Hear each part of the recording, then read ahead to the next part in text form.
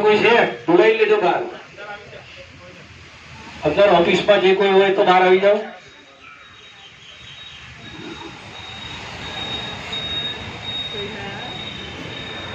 ખૂબ અગત્યની અમે લોકો જાહેરાત કરવા માટે ખાસ અમે લોકો આવ્યા છીએ.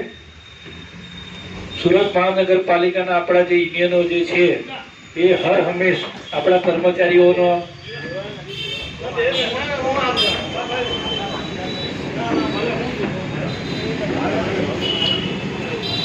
આપણા સુરત મહાનગરપાલિકાના તમામ યુનિયનો જે છે અહીં હર હંમેશ આપણા કર્મચારીઓના હિતને વિચારતા હોય. જ્યારે પણ કર્મચારીઓના હિતની વાત આવે કે એના કોઈ પણ લાભની વાત આવશે તો આપણા યુનિયનો જ મેદાન ઉતરશે અને યુનિયનો જ આપણું કામ પાર પાડે છે અને યુનિયન જ આપણે દર ફેરી મદદમાં આવે છે. તો એક મોટું જે દૂષણ હતું એ આપણા ચોથા વર્ગના કર્મચારીઓ માટે વ્યાજ વટાવનું. બરાબર, એ વ્યાજ વટાવને માંથી પહોંચી વળવા માટે એટલે રાહત મળી શકે એ માટે આપણા અખિલ ભારતીય સફાઈ મજદૂર સંઘ દ્વારા આપણા ચોથા વર્ગના કર્મચારીઓ માટે સમૂહ લગ્નનું આયોજન કરવામાં આવ્યું છે.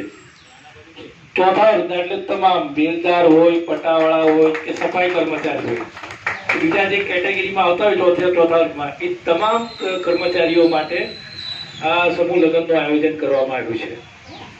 તો કાર્યકાળનો સિદ્ધાંત છે કે દરેક કાર્ય થતા હોય એની પાછળ કારણ હોય ને હોય. તથાગત બુદ્ધ આ કહેતા હતા, બુદ્ધ કરીને એમનો આ સિદ્ધાંત છે. કોઈ પણ કાર્ય થાય એની પાછળ કારણ હોય. તો આ સમૂહ લગ્ન આપણા ચોથા વર્ગના કર્મચારીઓ માટે કરવાનું કારણ શું? કે મુખ્ય કારણ એ હતું કે આપણા જે ચોથા વર્ગના જે કર્મચારીઓ જે છે એ લગ્નની અંદર બેફામ ખર્ચો કરી નાખે છે. છોકરા છોકરીના લગ્ન હોય ને દીકરા દીકરીના મા બાપનો હરખ હોય, બરાબર, હરખ માતો જ ન હોય, પણ હરખમાં એવા આગળ નીકળી જાય તે 5 લાખ રૂપિયામાં જે પત્તું હોય ડાયરેક્ટ 15-20 સુધી પહોંચાડી દે.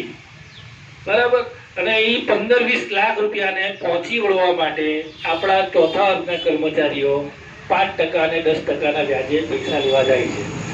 બરાબર, પછી એ મીટર ચાલુ થઈ જાય આખી જિંદગી નોકરી કર્યા કરશે. આ તડકામાં આપણે, મને ખબર છે આજે અમને પસીનો ચાલુ થઈ જાય, તમે લોકો બપોરે કેવી રીતે કામ કરતા હશો અમારું મન જ જાણતું હશે.